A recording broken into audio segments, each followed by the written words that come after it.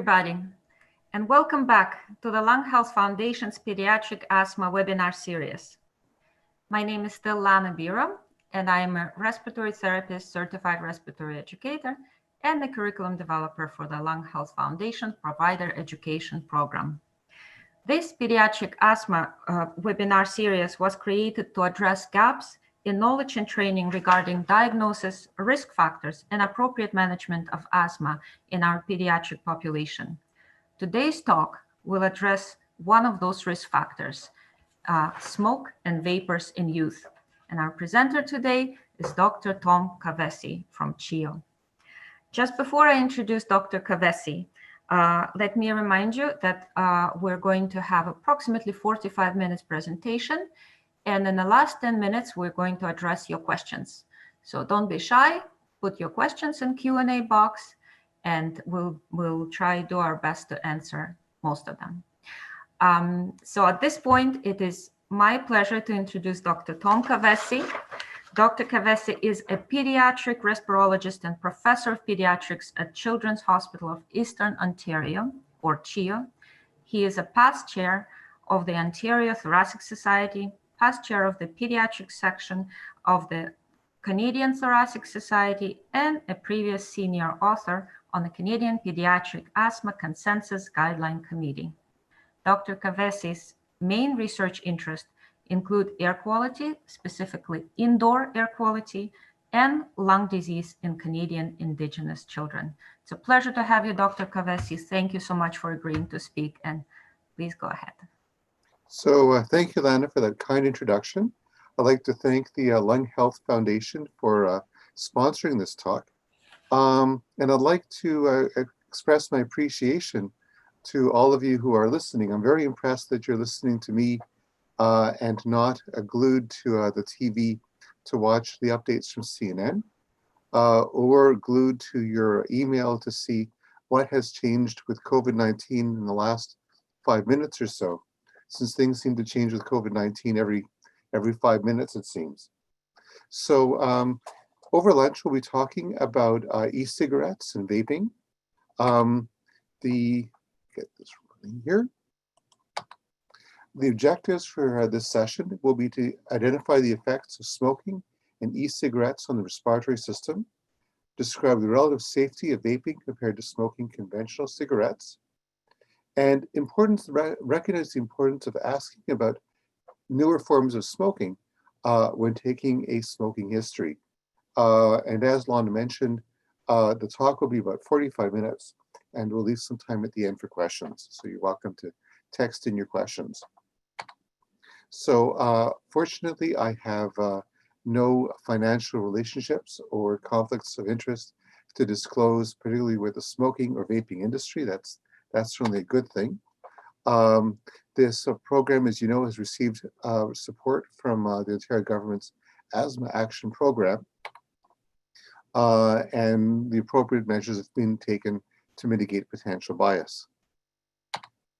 So I thought I would start with a slide from the Juul website, and it states that Juul was founded by two former smokers with the goal of improving the lives of 1 billion adult smokers.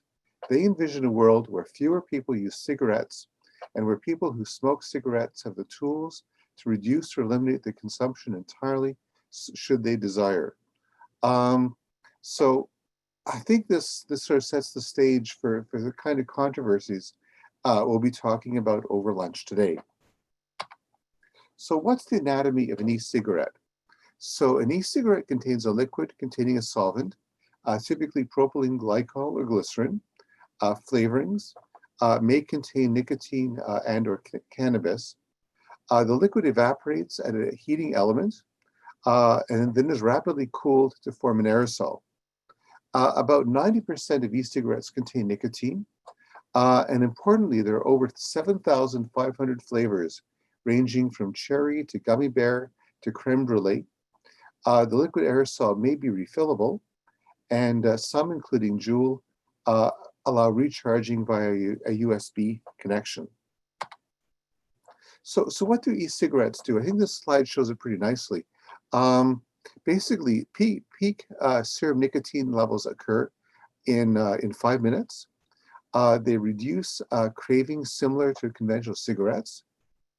And from a pediatric point of view, important to know that 10 to 20 milliliters of the nicotine e-cigarette liquid refills is enough to be fatal for a child. So what's in this mist?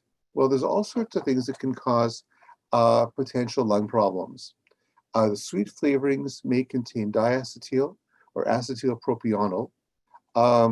These chemicals have been associated with bronchiolitis obliterans in factories that make butter-flavored popcorn. Benzaldehyde gives a cherry flavor that can cause airway irritation. Tobacco extracts can contain nitrosamines, nitrates, and phenol. Propylene glycol and glycerol are the main things that you see when you see somebody vaping. That's sort of the cloud of smoke that you see. These are the same things that produce theatrical fogs back in the days when you could go to the theater and see fogs coming up on the stage. They don't really have any major toxicity. According to one study, which was funded by the e-cigarette Community Association, sometimes they can cause throat irritation and cough. In addition, the mist can contain carcinogens, formaldehyde, especially if high voltage e-cigarettes are used, as well as acetaldehyde.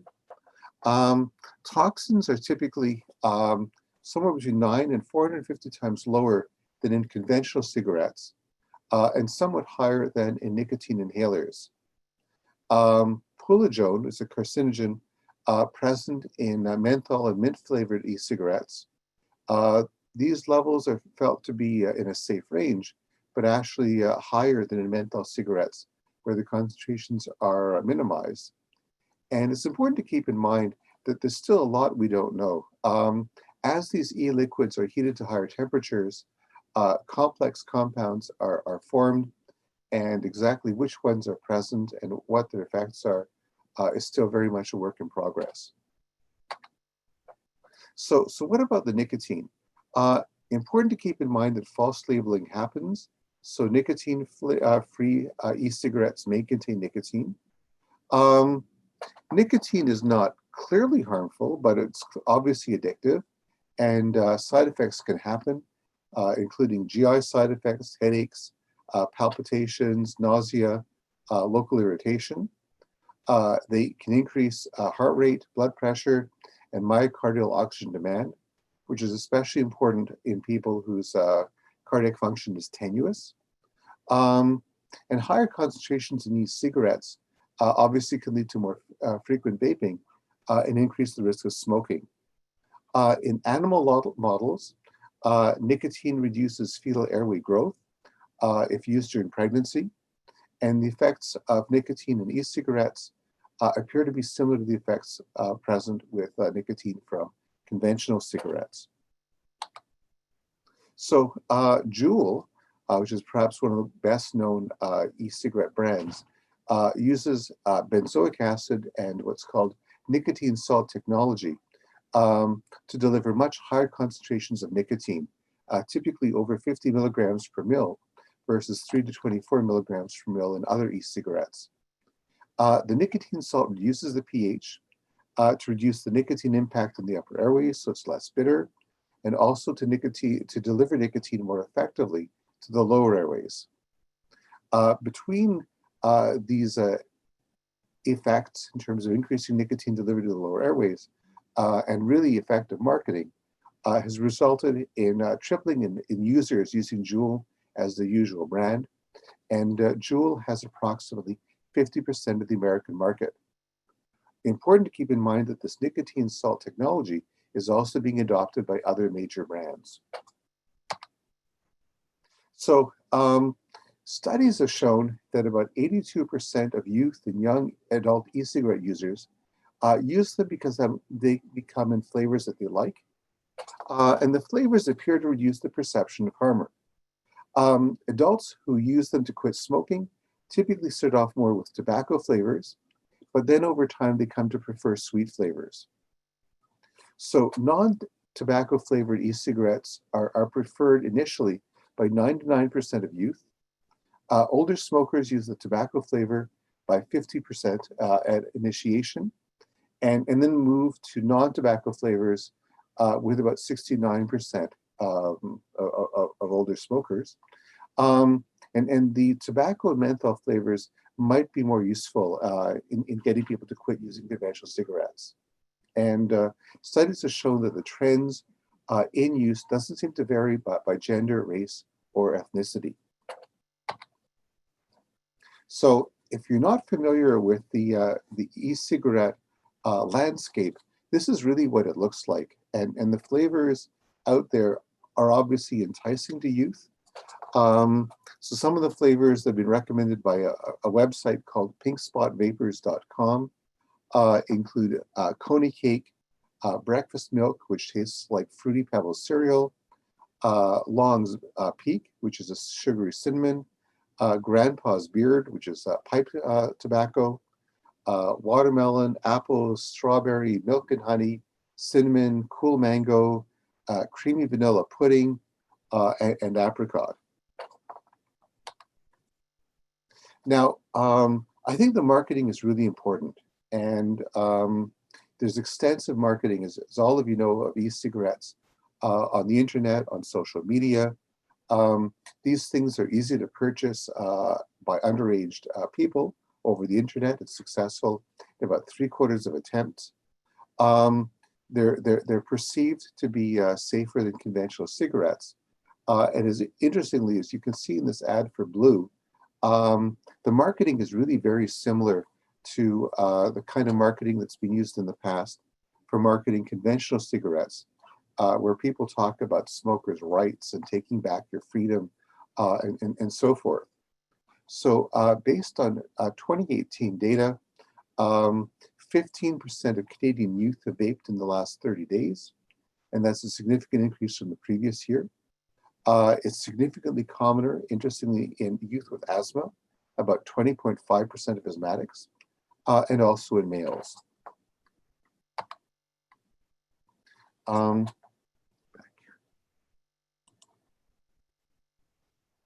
So similarly in the States, about 16% of US high school students are vaping, and the rates are rising as cigarette smoking is falling. Daily nicotine vaping, which is really a good marker of nicotine addiction, is present in the States in 2% of grade 8 students, 7% of grade 10 students, 12% of grade 12s. And the use has increased tenfold among US middle and high school students between 2011 and 2015.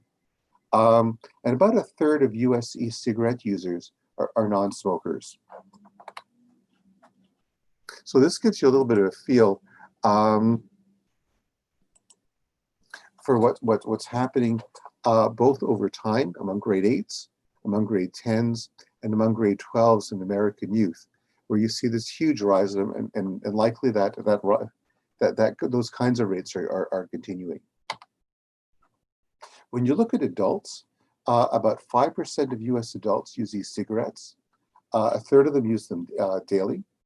Over half are under 35 years of age. The prevalence does tend to decrease with age. The highest prevalence is in young adults who are current or former smokers.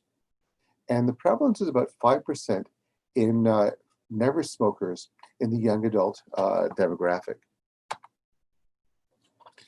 In terms of other studies, again, about 14% of current smokers in the US vape, 8% of former smokers, and about 1% of non-smokers. Rates are higher in men, 6 versus 4% in women. Rates are higher in gay or lesbian reported adults, or transgender or bisexual reported adults. And the use tends to be higher with cardiovascular disease, asthma, COPD, as well as depression. So one of the really important questions about vaping is gateways. So among 42,000 Canadian high school students, once again, e-cigarettes were used by about 40% of smokers and 2% of non-smokers. Rates are increased again in males, in users of marijuana and alcohol, and where access is perceived to be easy. And again, the data shows that rates of vaping are increasing while smoking is decreasing. E-cigarette use was significantly associated with smoking at baseline, but e-cigarette use was significantly associated with an odds ratio of 2 with smoking at follow-up. So clearly, e-cigarettes are a known gateway for non-smokers to then go on to start smoking conventional cigarettes, which is pretty contrary to what that website by Jewel states in my first slide. So what are the things that make kids start? Initiating a e-cigarette smoking was associated with lack of a firm commitment to not smoke. It was associated with having friends who smoked and having friends who were perceived as being friendly to smokers. So once again, in the study in California, vaping was initiated by 10% of students who, smoking was initiated by 10% of students who didn't use e-cigarettes at baseline, but 40% of students who did use e-cigarettes at baseline. So once again, using e-cigarettes was associated with subsequent smoking with an odds ratio of 5.5. One of the obvious questions, and this is still really an area of active research, is what's the chicken and the egg? Are there personality factors that make people initiate for smoking something to begin with, perhaps e-cigarettes, and then they go on to smoke? So in other words, smoking would happen anyways. Or is cigarette smoking driven by initiating e-cigarettes? Are there less barriers perceived after you start smoking something? Do the flavorings drive craving? Clearly, nicotine will drive cravings. Is there just this general sense that once you're smoking, it's more of a normal behavior, and so then you can go on to smoking other things? The next important question becomes, if you do smoke and you want to quit, are e-cigarettes as effective as other nicotine replacement products? And despite what the vaping industry would want you to believe, the data is not nearly as compelling as they would like you to think. So one really nice study in the Annals of Internal Medicine 2017 looked at 180 smoker and former smokers in London, England, most of whom used nicotine replacement therapy, mostly gum, also some patches, or they used e-cigarettes to try and quit. And they did find that urinary null, which is a known carcinogen, was 97% lower in e-cigarette and nicotine replacement therapy users than users of regular cigarettes. So to some extent, e-cigarette users were less likely to have this carcinogen.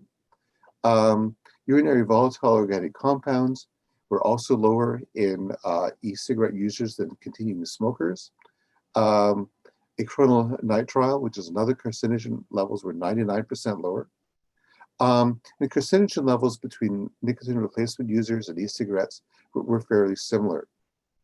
So in this study, there was a sense that e-cigarettes probably reduced disease risk more than smoking and nicotine replacement therapy. But obviously, it's not going to do very much if you're going to vape and you still smoke at the same time. Another study by Bullen, Lancet 2013, was a randomized controlled trial of e-cigarettes with nicotine versus placebo, nicotine-free e-cigarettes versus nicotine replacement patches in 650 adult smokers in New Zealand, and about a third of these people were Maori. And they found that most people relapsed within 50 days of attempting to quit smoking. The relapse time took a little bit longer if you were using nicotine e-cigarettes. But at the end of the day, none of these were tremendously effective. They verified abstinence as a breath carbon dioxide less than 10 parts per million at 6 months. And basically, abstinence was present in 7% of the nicotine users, in 6% of the patch users, and 4% of the placebo e-cigarette users. So the overall efficacy was similar to patches, but not vastly different. They used an early generation e-cigarette which didn't deliver that much nicotine. They hypothesized that maybe some of the newer generations would be more effective. Another study, again, using refillable e-cigarettes that contain 18 milligrams per mil of nicotine or other nicotine replacement therapy. In a study in the UK, these people all got multi-session support, nearly 900 adult smokers. The abstinence rates was actually lower with vaping. Among the vapers, there was a higher rate of reducing smoking by about 50%. But at the end of the day, among the people who quit, 80% were still using e-cigarettes in 1 year, versus among the quitters, only 9% who were randomized to the nicotine replacement therapy patches were still using their patch at the end of the year. People in the study rated e-cigarettes as being more helpful, reducing urges more, and with reducing withdrawal symptoms more. In the real world, and this is where I think things get really depressing, there have been two large prospective studies looking at COPD patients, one with 10,000 patients, another with 3,000. About 15% of them tried e-cigarettes and they were followed. 90% of them said they were starting e-cigarettes to cut down or stop their smoking. 84% thought this was going to improve their health. Current smokers were 6 times more likely to try e-cigarettes than former smokers. Smokers who started smoking e-cigarettes were 0.7 times more likely to quit than those smoking cigarettes. But ex-smokers who used e-cigarettes were 17 times more likely to resume smoking. Smokers who were using e-cigarettes had higher urinary cotinines, suggesting that they were consuming more nicotine. And I think this is one of the really impressive slides. This is the cumulative prevalence of trying e-cigarettes among COPD patients. And you can see that between 2008 and 2016, there was this exponential rise in COPD patients starting to vape. So if you're going to vape, what are the respiratory symptoms you can get from vaping? And there's been a few studies, more in adults than in kids. In one study of Swedish vaping adults, symptoms in terms of cough and wheeze and sputum wasn't much different between vapers and non-smokers. Another American study, wheezing was similar in vapers and non-smokers, but among the ex-smokers, rates of wheezing were double in those who vaped. Another study of grade 11 or 12 students in California, bronchitis symptoms were associated with e-cigarette use, but not significantly when adjusted for smoking. And one of the important things that comes up from this is what's called the healthy smoker effect. That if you develop symptoms with vaping, you're probably more likely to quit. And if you don't have symptoms with vaping, you're probably more likely to continue smoking. And those are similar effects to what's seen in conventional smokers. Very few studies have looked at lung function effects from vaping. One study, very brief study looking at 50 adults, found that there was transient increases in respiratory system resistance and reactance, especially in asthmatics, a transient decrease in exhaled nitric oxide. In terms of more long-term data, one study in 30 Saudi male e-cigarette smokers, adults with an average age of about 27, there were 10% reductions in FEV1 and about 30% reductions in FEF 25 to 75. But this is a very small study. In observational COPD studies, e-cigarette smoke use was associated with significantly faster decline in lung function, 40 versus 34 mils per year, and likely worsening the COPD gold stage, but these were only in unadjusted analyses. So, of course, you can't talk about anything right now without talking about COVID-19. So let me talk about COVID-19. There's only one study I'm aware of looking at vaping and COVID-19 published in the Journal of Adolescent Health, 2020, of course. This was an online survey of 4,300 US young people and young adults. About half of the people in the survey were e-cigarettes users. They reported that a diagnosis of COVID-19 was 7 times more likely in people who were cigarette smokers and vapors, and 5 times more likely in people who ever used e-cigarettes alone. However, users of E plus or minus regular cigarettes were also more likely to get COVID testing. So a little hard to say whether vapors were more worried and therefore got more testing, or if there is an association between COVID-19 and vaping. They theorized that epithelial damage may play a role in COVID-19 being more serious in vapors. But I think some of the important pieces is vapors are probably more likely to engage in high-risk behaviors. And most importantly, probably, vapors are more likely to be sharing devices. So now I'm going to move to the piece that all of you are waiting for, which is e-vaping associated lung injury, or EValley.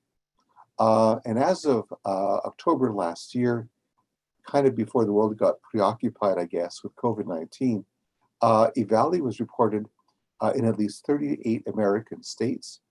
I think all of us are kind of sick of American maps today, but I apologize, the map is there.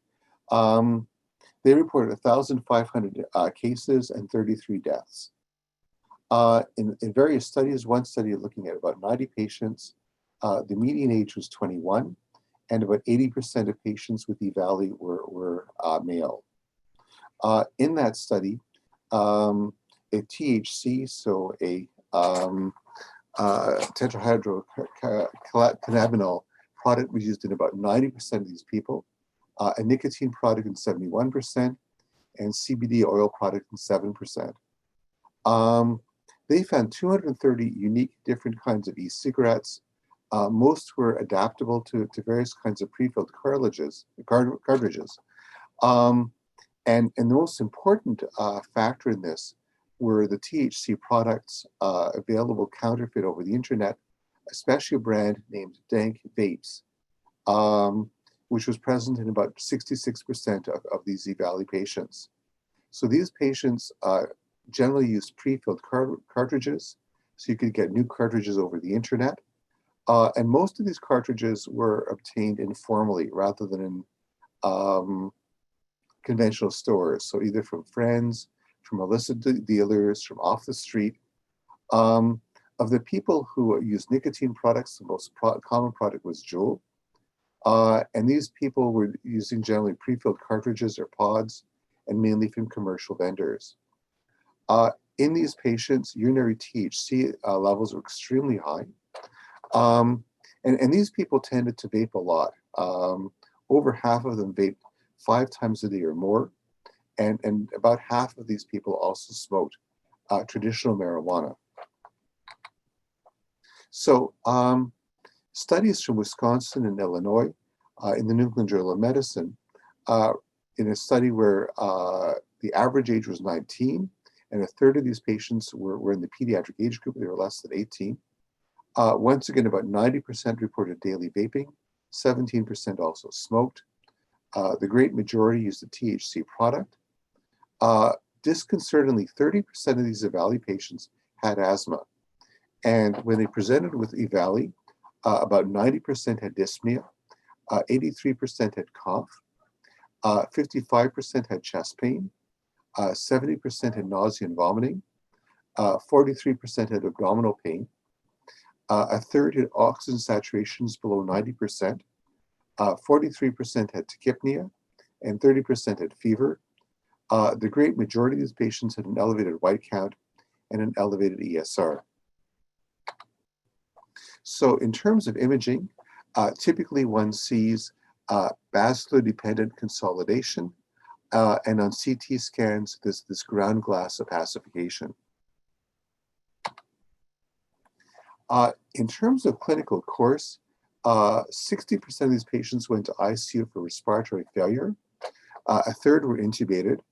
2 out of 53 patients went on to extracorporeal membrane oxygenation, so ECMO.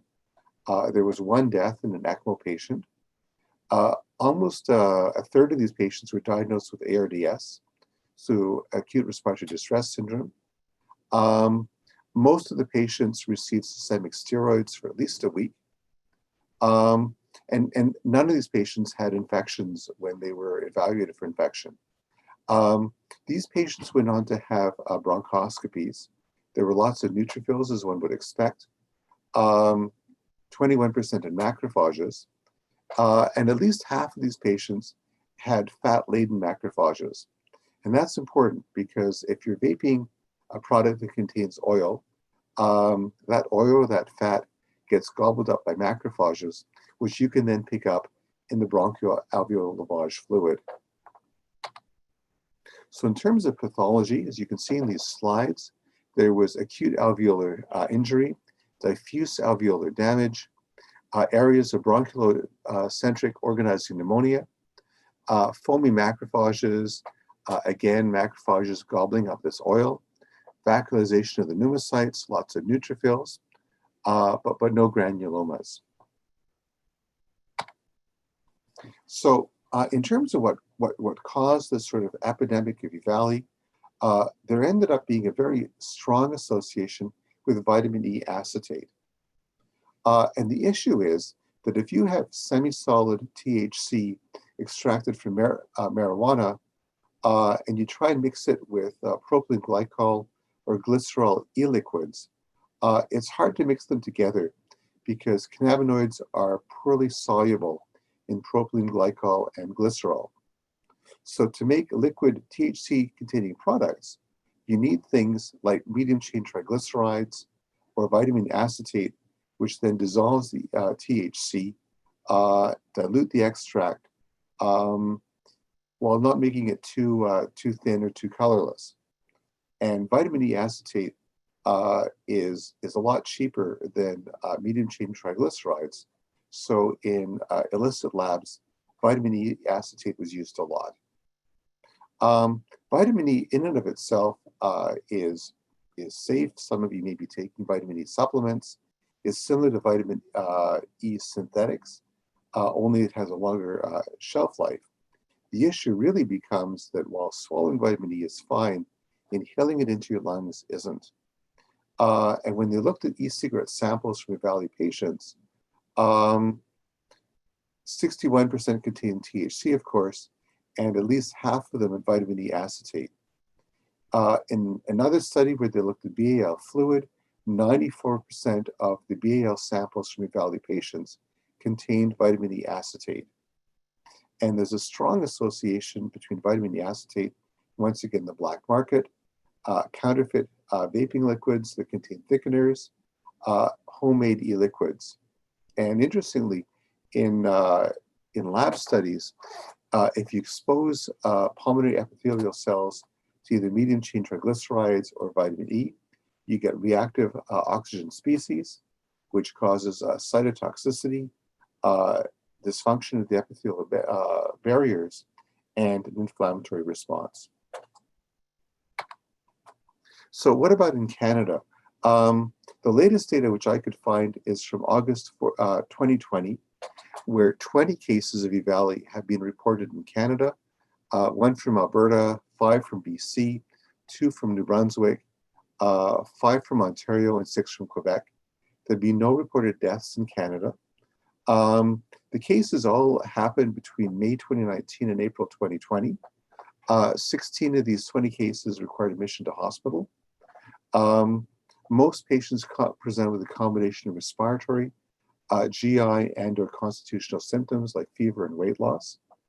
You can see that this population is pretty evenly distributed between the various age groups. Slightly more patients were male. Most of these people in Canada vaped nicotine only, and about 5 vaped THC only, and 3 vaped a combination of these things.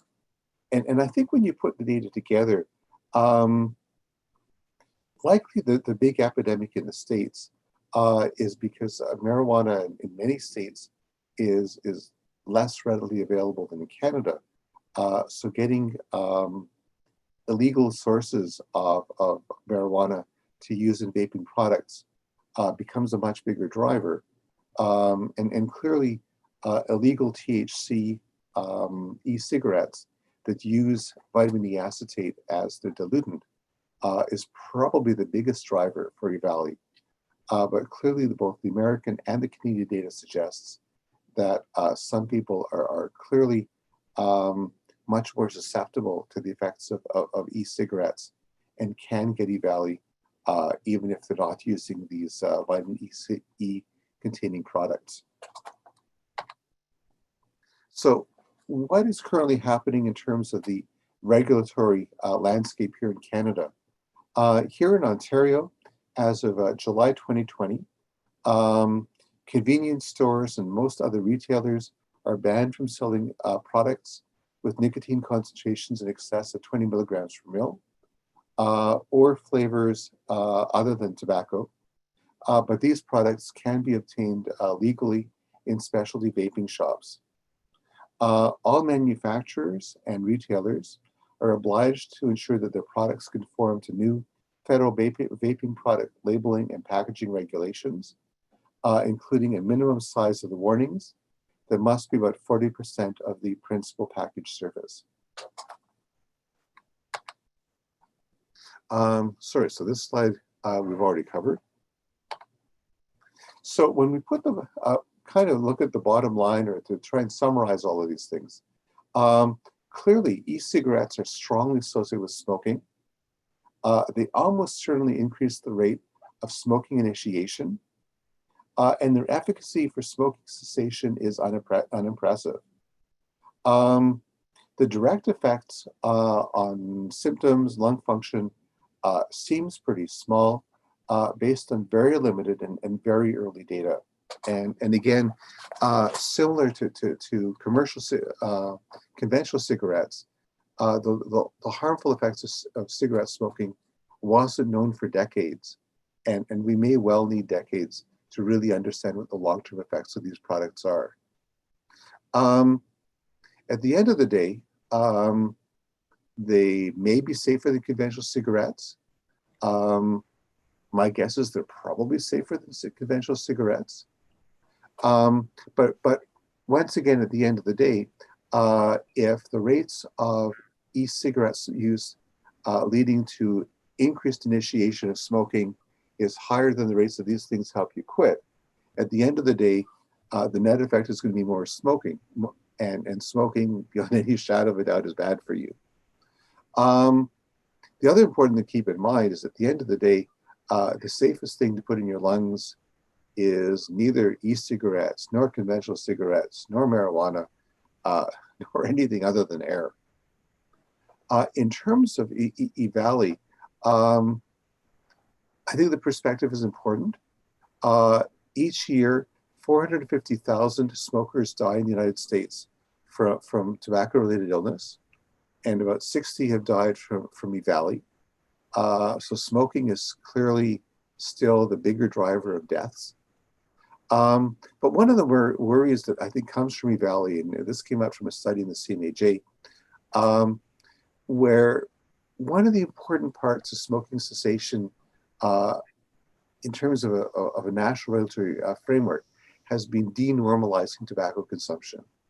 And when we started getting people to smoke, outside restaurants and outside public buildings and getting wet, smoking seemed a lot less glamorous and people were more likely to quit. And now that vaping has kind of entered the landscape, there's this worry that it's going to re-normalize smoking and of course, enhance tobacco consumption. Again, the long-term risks are really not clear. But I think one of the important pieces is all of us are used to, when we're talking to youth or young adults, to ask about smoking. But in 2020, that's not good enough. You have to ask about vaping.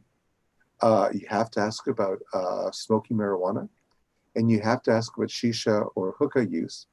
And you have to kind of ask about all of the above, since multiple users are common. And then if somebody says that they're vaping, I think asking about their brand and whether they're using legal or illegal brands of e-cigarettes is important to find out.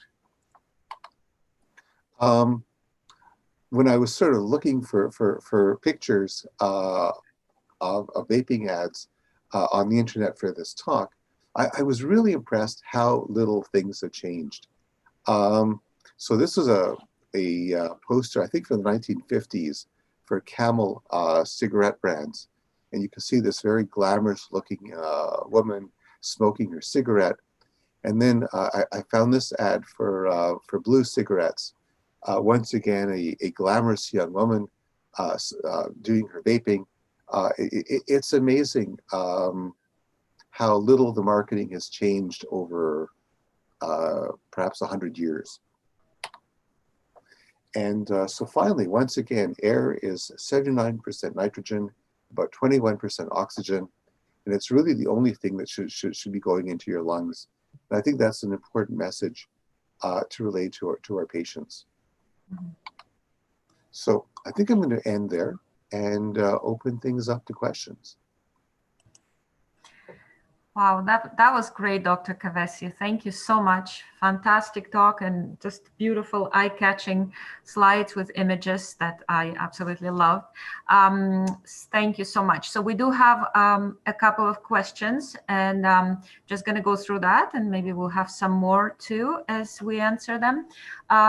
So our first question is if you have any Canadian statistics. And I think the question came in the beginning of your talk, and you touched a little more on Canadian stats a bit later. Do you have more information on that?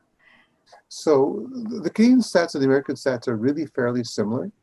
So at the end of the day, it's a little hard because the Canadian stats are about 2 or 3 years old, and the rates of vaping are increasing so much that the data that's a year or two old is probably not very representative. But I think it's reasonable to assume that about 20% of Canadian high school students who smoke also vape, and probably around 3% of Canadian high school students who are non-smokers are vaping.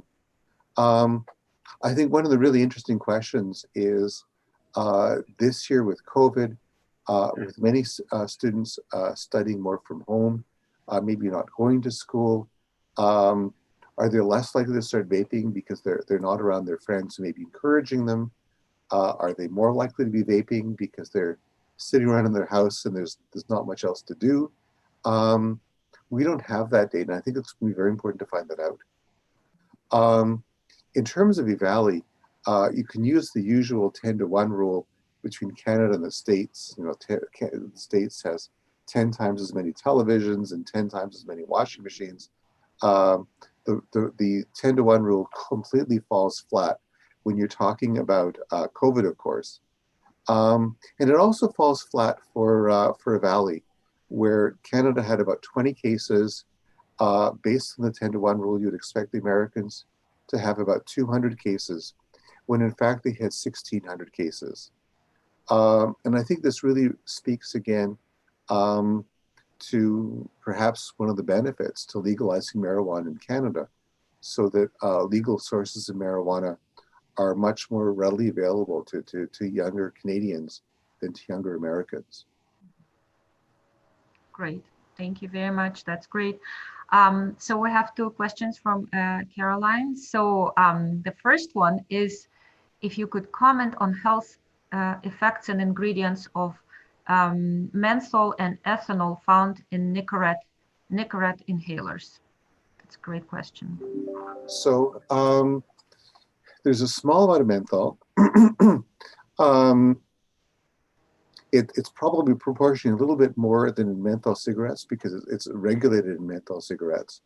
Um, the levels are low and probably in the grand scheme of things, um, they're not as major pulmonary toxins as all the awful things which are in conventional cigarettes.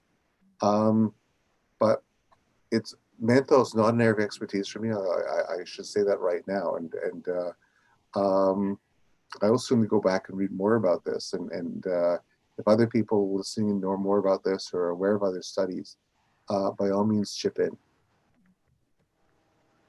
Okay, great. We also have a question from Bradley. Is it true that those e-liquids that report 0% nicotine content actually can contain up to 4% and not have to report it per Canadian marketing laws? I don't know about the marketing laws in Canada for that. That's another great question. Certainly, there are many untruths on the internet.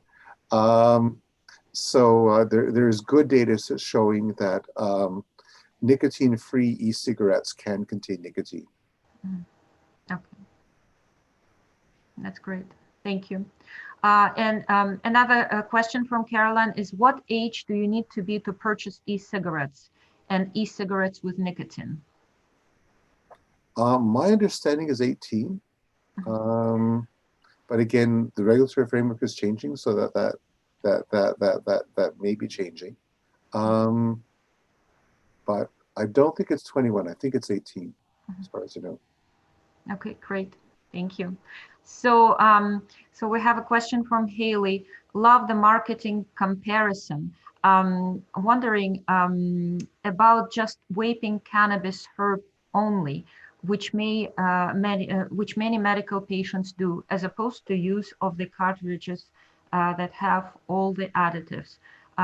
Be curious to learn about the different types of vaping. The THC through vitamin E information was great. Thank you. All right. So again, it becomes complicated because if you're going to be smoking marijuana, there's lots of different ways you can do it. You can you can do joints. You can do bongs. So again, heating marijuana through a sort of charcoal-containing heating system.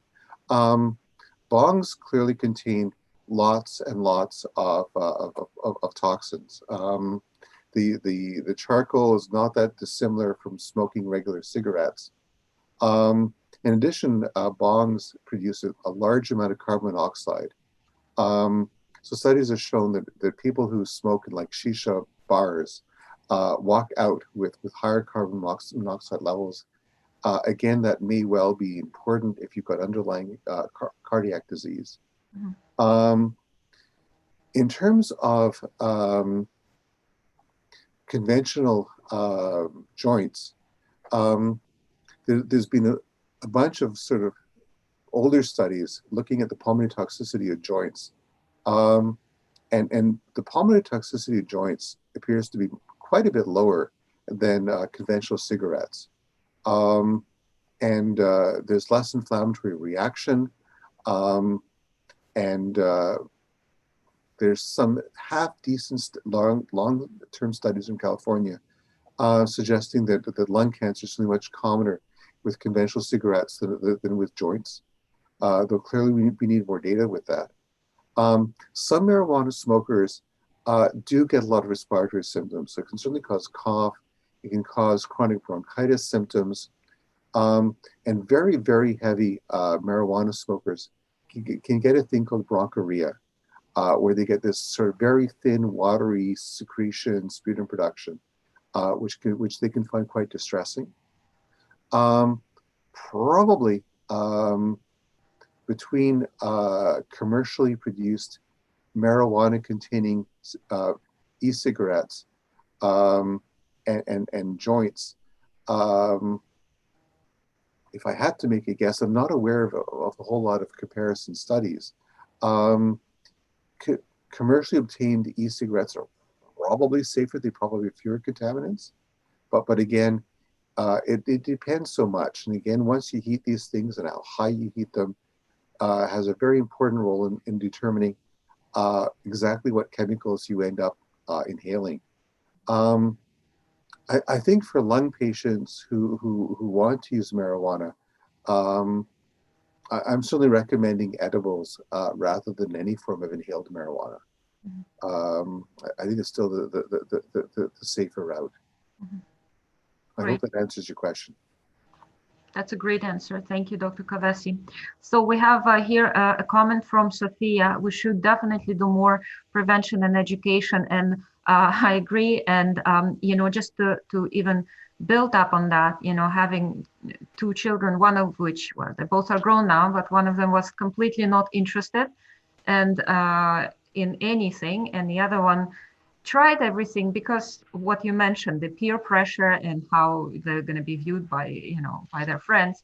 So what can we do, like, if from your perspective as a pediatric respirologist, as parents, as healthcare providers, so our kids breathe that fresh 21% oxygen air? I think it's a great question. Um, when e-cigarettes kind of first really came to the market, and this is I'll give my personal anecdote as a reply. I don't know if any of the people sort of listening in, or I'm sure some of you, read the Economist, which is a very well respected international British journal.